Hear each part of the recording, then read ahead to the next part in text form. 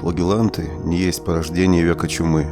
Идея замаливания грехов через истязание плоти появилась гораздо раньше, просто в чумном средневековье она достигла своего апогея. История возникновения. Латинское «флагеллум» означает «бич» или «кнут». Считается, что первым флагелантом был святой Парадульф, живший в королевстве франков в VIII веке. Его служение Богу заключалось в том, что ежедневно он самобичевался, либо его бичевали со стороны. В эпоху Карла Великого на поприще самоистязания прославился святой Вильгельм, в миру герцог Аквитанский. Теоретическое оформление флагелантизм получил в XI веке благодаря богослову Петру Дамиани, написавшему теологический трактат с говорящим названием «Похвала бичам». Там доходчиво было объяснено, почему верующим следует брать в руки бич. Во-первых, это подражание Христу. Во-вторых, похвальное деяние для обретения мученического венца. В-третьих, верный способ наказания грешной плоти. И в-четвертых, способ искупления грехов. Идеальным флагелантом, по мнению автора, был святой Доминик. И если до Петра Дамиани случаи самоистязания были единичными, то после похвалы бичам это дело начало набирать обороты, сначала за монастырскими стенами, а потом выплеснулось и в народ. Уже в XII веке бичевание стало наиболее употребительным наказанием для прихожан перед отпущением грехов.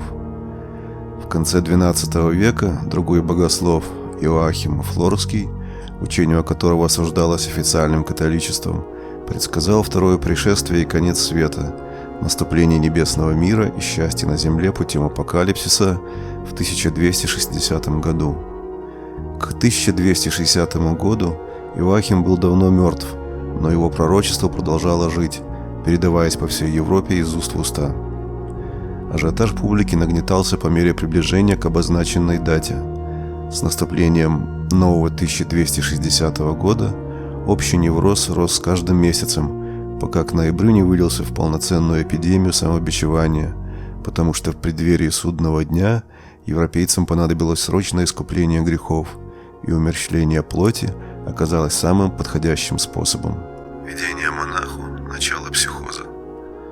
Флагеллация в виде мании в буквальном смысле спустилась в Европу с гор, начав путь из итальянской горной Перуджи. В 1265 году перед молодым монахом, предававшимся самобичеванию, возникло видение, в котором к нему присоединились святые, хлеставшие себя перед алтарем и утверждавшие, что такова воля Божья и что верующие должны последовать их примеру, дабы избавиться от грехов. Монах поведал о своем видении епископу, а тот начал проповедовать идею самобичевания пастве. Видимо, его проповеди носили столь убедительный характер, что впервые в истории Европу охватил самый настоящий массовый психоз. Святой Иустиний писал: «Неведомый доселе суеверный страх охватил жителей сначала Перуджи, потом Рима и постепенно всей Италии. Они были так полны ужаса и боязни перед Господом, что все старые и молодые, знатные и простые, совершенно обнаженные попарно, как бы процессией двигались по улицам». Процессии бичующихся появились во Франции, Германии, Фландрии, Баварии, Австрии и Венгрии. Целые города закрывались на 33 дня, дабы предаться искуплению грехов посредством бича. К концу XIII века данное движение начало было утихать и вспыхнуло с удестеренной силой уже в XIV веке. Зарождение флагелланства. Тысячи жителей Перуджи и Рима, а затем и всей Италии, начали хлестать себя кожаными плетями. По свидетельствам историков того времени, все мужское население от мала до велика, богатые и бедные, рыцари и крестьяне, бросали дома и семьи, обнажались донага и присоединялись к мрачному шествию по городам и весям. Иногда во главе процессии шли даже монахи и священники, подавая усердным умерщвлением плоти пример остальным. Среди простых людей встречать флагеллантов на улицах городов и всячески им помогать стало считаться большой честью. Люди не только приносили своих больных в надежде получить исцеление от флагеллантов, но и пропитывали свою одежду вьющейся кровью самоистязателей и хранили ее как реликвию. Эпидемия флагелланства шагала через границы государств и, дойдя до Германии, породила любопытный документ под названием «Священное послание», сочиненный лидерами местных флагелантов, но по их утверждению авторство самого Иисуса Христа. В послании говорилось, что Господь разгневан на людей, так как те недостаточно рьяно проповедовали религию, а вместо того занимались ростовщичеством и предавались разврату. Поэтому сначала Господь решил предать землю болезнями и голоду, а видя, что и это не способно исправить текущий упадок нравов, решил перейти к более радикальным действиям и уничтожить все человечество. Однако, как утверждало послание, Пресвятая Богородица замолвила словечко за беспутное человечество, и Господь решил дать неразумным людям последний шанс, послав ангела, провозгласившего, разумеется, только избранным лидерам движения, что флагелантство – единственный путь человечества к спасению. Обессиленные длительной засухой и голодом, люди воспринимали послание серьезно. Практика и теория. Накануне эпидемии бубонной чумы в 1333-34 годах, в результате которой от болезни умерло от трети до половины населения Европы, доминиканский монах Вентурин вновь возбудил сознание масс флагелантскими проповедями и устроил ряд бичующихся паломничеств в Рим. Церковь, однако, весьма прохладно отнеслась к искупительным бичам и запретила Вентурину проповедовать. Но в 1340 году вспыхнула страшная эпидемия бубонной чумы, и сознание людское помрачилось. Наступил век крестовых походов флагелантов. Флагеланты чумного века представляли собой странные и страшные процессии. Они шли парами в остроконечных капюшонах с прорезями для глаз и нашитыми крестами, выстроившись в длинную колонну, куда входило до 300 и более человек. В местах, где чума свирепствовала особенно, к шествию примыкало более 1000 человек. Процессию возглавляли мужчины, женщины замыкали. Впереди всех шел магистр флагелантов с 2 помощниками, которые несли хоругви из багрового бархата и золотой парчи. Свои публичные истязания флагеланты, как правило, устраивали на рыночных площадях. Был выработан своеобразный ритуал самобичевания. Перед началом флагеланты либо раздевались совсем, либо обнажали верхнюю часть тела и ложились на землю, раскинув руки крестом. Магистр ходил между лежащими и наносил удары бичом. Получившие удар сразу вставали. Когда все оказывались на ногах, они становились в круг, затягивали религиозные гимны и с песнями, перемешанными со стонами, начинали двигаться по кругу, нанося себе удары бичом. Сделав несколько кругов, бичующиеся падали на колени и принимались горячо молиться об отпущении грехов, а затем снова продолжалось бичевание. После показательной искупительной процедуры зачитывалось особое письмо, якобы положенное ангелом на алтарь Иерусалимского храма, где говорилось о гневе Божьем и о том, что Бог с тем условием помиловал землю, чтобы каждый грешник на 33 дня удалялся из своего города и бичевал себя. В каждом новом городе на своем пути они колонной подходили к местной церкви, снимали с себя всю одежду, надевали специальные ритуальные юбки и начинали стягать себя, распевая специальные гимны, лауды перед восхищенной публикой, которая наивно верила, что таким образом флагеланты спасут их от чумы и от смерти. Во время самобичевания флагеланты принимали позу в соответствии с грехом, который они пытались искупить. Прелюбодеи ложились на живот, убийцы на спину, а клятвопреступники пытались стягать себя, закрывая губы пальцами. Флагелантские гимны, лауды дошли до наших дней под видом некоторых народных песен Центральной Европы, а также сохранились в виде специальных сборников лаудариев. Например, известен сборник урбинских лауд, в состав которого входит 72 песнопения. Гимны часто строились по принципу вопрос-ответ, характерному для современных армейских кричалок. Обычно содержание песен призывало покаяться, искупить грехи и было пропитано мрачными апокалиптическими настроениями. Подобное шокирующее представление производило неизгладимое впечатление на зрителей, и они щедро давали пожертвования, а ряды флагелантов неизменно пополнялись. Некоторые из людей, веря, что эти добровольные мученики являются святыми, пропитывали кровью праведников тряпки и хранили их как драгоценную реликвию. Следующий крупный всплеск самобичевания в Европе случился, когда в 1348 году из Венгрии пришла новая волна бубонной чумы. Высокий уровень смертности и страх самой черной смерти дали движению флагелантов новый толчок. Хаотичные бродячие стайки флагелантов организовались в дисциплинированные группы от 50 до 100 человек в каждой, обзавелись униформой, похожей на облачение крестоносцев, и собственными помощниками капелланов.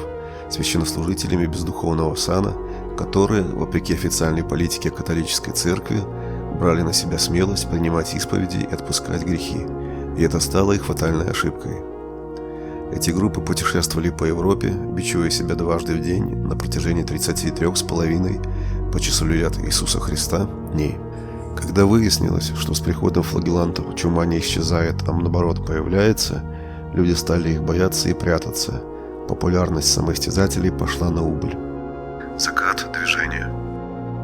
Влияние бичующихся в обществе, их принцип самопокаяния, который подрывал авторитет католической церкви, и их невероятная популярность среди простого народа привели к началу карательных акций.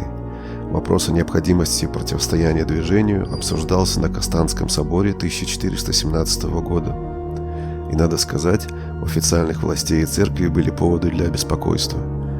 Многие самоистязатели яро выражали свое негативное отношение к католической церкви, убивая священников. Кроме того, отряды флагеллантов устраивали бойни евреев в каждом новом городе, который стоял на их пути, утверждая, что сыны Израиля распространяли чуму, отравляя колодцы.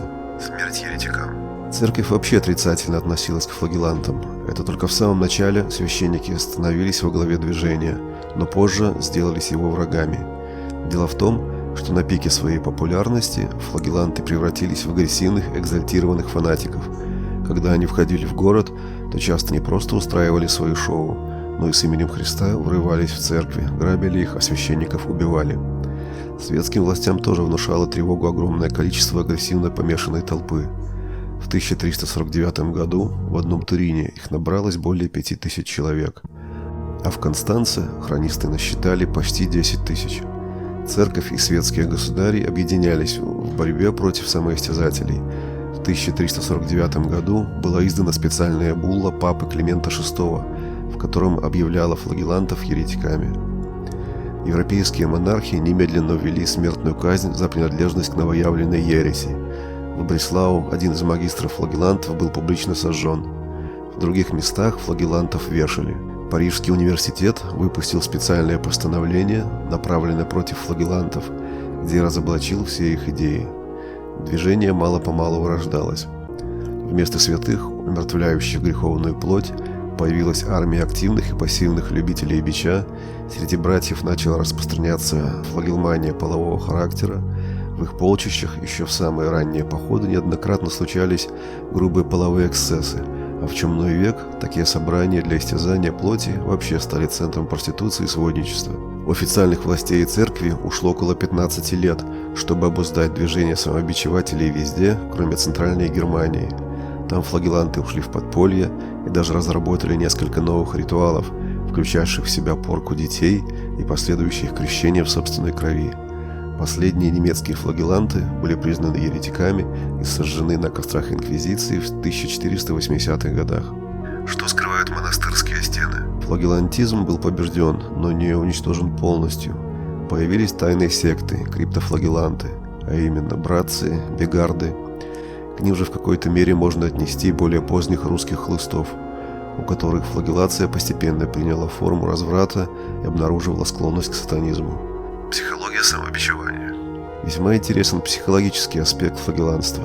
В современной психиатрии подобные действия классифицируются как увечья, причиняемые самому себе, но не имеющие целью самоубийства. Во время таких религиозных ритуалов, как умерщвление плоти, происходит любопытное взаимодействие времени и реальности.